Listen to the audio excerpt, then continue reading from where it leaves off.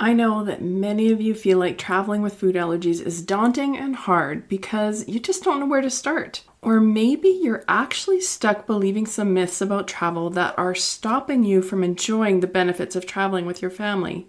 Today, I'm sharing 3 myths that food allergy families need to stop believing because these myths can create unnecessary fear and worry. They can steal your confidence and replace it with fear. And this is going to stop you from making amazing, safe memories with your family. I hope this episode will not only be empowering, but it will help you be better prepared to teach your child how to live safely with food allergies without letting them stop you from experiencing family trips together. So let's get to it. Hey Food Allergy Mama, if you're here, you've likely experienced the scary and lonely food allergy diagnosis with your child. Unfortunately, food allergy parents aren't taught how to navigate the food allergy lifestyle, and it's easy to feel alone and discouraged sometimes. But I'm here to show you that food allergy life doesn't have to feel restrictive, scary, or isolated. I'm Corinna, and I'm a 17-year food allergy mom and food allergy coach at Friendly Pantry Consulting. I specialize in making food allergy life safer and less worrisome for food allergy families like yours. I'm not perfect, but over 17 years, I've learned a lot the hard way, and I'm sharing the secrets and resources you won't hear anywhere else that will help you feel confident living with food allergies faster and easier than I did. From introducing allergens, travel, navigating school, and educating friends and family, this podcast will give you the essential tips and strategies you need to help your food allergy child and family thrive. Welcome to the show. Are you starting to talk to your child about their food allergies? If your food allergy kid is aged 2 to 9, I have a list of skills to teach your child as they grow and become more independent. Not only are you going to get a checklist of skills, but you'll get fun ways that you can teach your child these skills in everyday life. If you haven't already, go to friendlypantry.com/empowerment and grab it for free. If you've been here for a while, you may know this, but if you haven't, you may or may not know that our family has traveled extensively around the world with food allergies. We've been all over Canada, we've been all over the US, to the Bahamas, Mexico, Ireland, Spain, the UK, Italy, France, and Portugal. For the record, we've also been to Disney World and Disneyland many times, and Disneyland Paris too. I'm not telling you this to brag, but instead, I want you to know that we have a lot of experience traveling with food allergies. And I want you to know that what I'm telling you today comes from a place of experience. I'm not guessing here, and I'm not basing this on 1 or 2 trips, so you can trust what you learn here. So let's get to those 3 myths about food allergy travel that are stealing your confidence. Myth number 1 is a big one, and it's the fact that you are believing that you won't be able to relax because it's not a holiday worrying about food allergies. Now, I think that if you believe this myth, it's because you don't have clear steps for getting prepared or the best ways to make food allergy travel less stressful. I want you to know, first of all, that with preparation and experience, you can worry less and relax more on a trip. I already talked about the places we've traveled to as a family, but you need to know that we did not start with a trip to Italy or France or Portugal. Those were more complicated trips that came later. We did a trip progression and we started with camping. And after camping, we took trips around Canada, which is our home country. And after taking trips around Canada, we took trips to the US and to Mexico. It wasn't until after that that we ventured to the UK and Europe. Yes, there were 2 trips that went out of order, but for the most part, we scaled our trips from easiest to hardest. So if you can start simple and move up, it's a great way to gain experience, and experience will make you more confident. Another important way to make your holiday more relaxing with food allergies is to know you have safe food available. If you know that you'll be able to safely feed your child, a lot of the nerves are going to go away. This is why I always plan our meals for vacation. Planning our meals helps me to know what I'll bring from home and what I'll buy when I get there. Because as a side note, grocery shopping in a new location is not easy. You don't know the layout of the store, you don't know where to find things, you don't know the different brands. It can actually feel like when you were shopping right after you were first diagnosed, which is really discouraging. So bringing those hard to find safe foods is really helpful and is going to make your holidays so much more relaxing. When it comes to traveling with food allergies, there are lots of things to plan.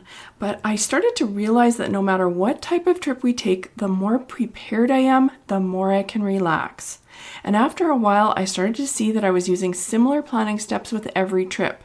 So I started to write those steps down, and it helped me to feel less overwhelmed each time we were planning a new trip. So start by writing things down each time you travel like I did. You'll get better and better at planning. And each time you go on a trip, you will become more confident. I know that some of you may not want to go through the trial and error or the work of getting years of experience. If this is you, you can learn from our experience and feel confident quicker and easier with the Food Allergy Travel Workshop. You'll get everything laid out in an easy step-by-step guide, and I'll teach you everything we've learned the hard way so you can have the best trip with your family even if you don't have your own experience. Because you can have a relaxing trip if you've prepared well. Okay, myth number 2 is that you need to go to an all-inclusive resort or eat out the whole time to get a break. So I get it. You're sick of cooking, you want to have a break. I am exactly the same way. But the thing is that with food allergies, cooking our own food is the safest option. So what's a burnt out food allergy cook to do? First, I focus on the easiest meals possible, and I actually share some allergy-friendly ideas for breakfast, lunch, and dinner in my Food Allergy Travel Workshop. But the key is to plan out the easy meals that you're going to make before you leave home so that you can bring all those non-perishables in your carry-on.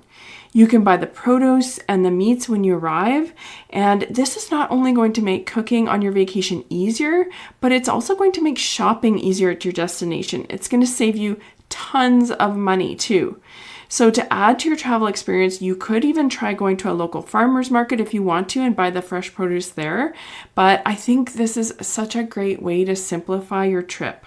Another thing to remember about cooking on vacation is that being in a nice location makes a big difference.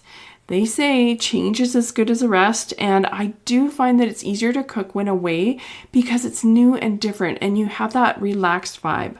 Now, this is going to depend on what type of trip you're taking, but if you can, find an accommodation with a barbecue because cooking outdoors is also a great way to revive your passion for cooking. And I remember when we were in Hawaii, there was this set of barbecues that overlooked the ocean. And honestly, I cannot say how wonderful it was to cook when you're looking at the ocean. It just makes a huge difference. But if you are cooking on a barbecue, we always make sure to use foil for my daughter's food so that her food is not actually touching the grate to avoid cross contact. Even so, I'm not saying that you can't eat out at all. I mean, we always eat out when on a trip because we like to supplement our cooked meals with a few restaurant meals. But here's the trick. Research the restaurants in advance. This is so important. I usually like to find 1 to 3 restaurants in the area that we feel confident eating at. And yeah, I do have to call and talk with them before we leave. So we don't have to worry about it when we're there. Like we're on vacation, so we don't want to be necessarily researching new restaurants at that time. If I can get it done beforehand, it's a lot easier. And here is a caveat though. Yes, we have had to leave some restaurants because we didn't feel confident once we got there. But that's why I try to find more than one restaurant so that we actually have some backup restaurants as well. So if dining out is something that you want to start doing, whether it's on vacation or even at home, I highly recommend you check out the Dining Out with Food Allergies workshop, because in this workshop, you're going to get the tools and practical knowledge for dining out as safely as possible. And after the workshop, it's going to be much easier for you to decide if you feel confident with eating at a restaurant or not. What I share in the workshop is game-changing, so I recommend that you complete this workshop before going on your trip. The cool thing is that you can get the Dining Out with Food Allergies workshop for over 50% off when you buy it at the same time as the Food Allergy Travel Workshop. So go to friendlypantry.com/travel and get both the travel and the Dining Out workshop at the same time for a huge discount. Okay, let's move on to myth number 3, and that is that food has to be a big part of your travel experience. If you look at any travel podcast or blog, you're going to see there's a big emphasis on people experiencing food at a destination.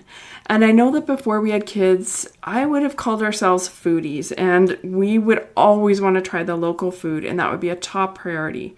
But here's the thing, having a family changes everything. Even if there aren't food allergies, trying new cuisines can be difficult for kids. Who wants to buy all this interesting local food when the kids don't eat it anyway? And with food allergies, our priorities change again, and that's okay. Now our priority won't be to try all the local foods because safety is the first priority, especially when traveling. While keeping safety first, we can still prioritize interesting travel experiences. To help you see what I mean, I want to share a few of our non-food experiences that have brought our family so many memories and joy in our trips. For example, we visited a falconry and learned about birds of prey, and a falcon landed on each of the kids' arms. This was all in a beautiful enchanted castle in Ireland, and it's one of our kids' most favorite memories. Or the time when we were able to visit a historical site of Pompeii and we walked on the streets where so many walked almost 2,000 years ago. Wandering the stone-paved roads and imagining the bustling lives of those who lived there was surreal and filled with wonder and connection. Or the time we got to learn to flamenco dance in Spain. It was a joyful, hands-on memory where we experienced the local culture while we laughed and clicked our castanets. Or when we were meeting beloved characters and exploring the enchanted lands at Disney World.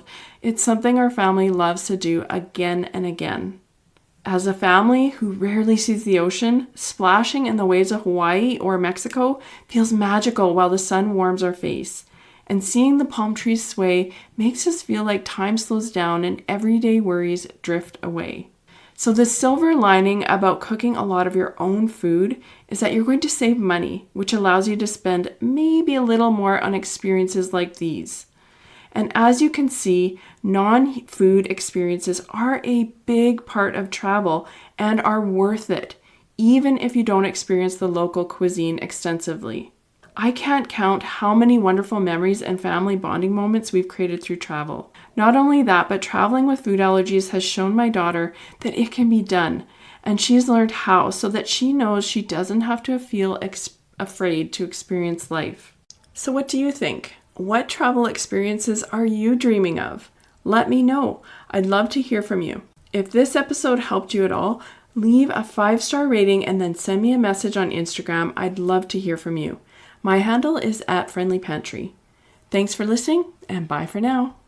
Before you go, Mama, if you love this episode and want deeper support, head over to friendlypantry.com to see how we can partner together to keep your food allergy child safer and worry less. There's no need for wasting time searching all over Instagram, TikTok, and the web to get the practical knowledge you need for your family. While you're there, grab your free Food Allergy Kids Empowerment Guide or the newly diagnosed checklist today. Topics are not medical advice and are the opinions, views, and property of Friendly Pantry Consulting Incorporated. All rights reserved. Always contact your board-certified allergist, immunologist for health advice.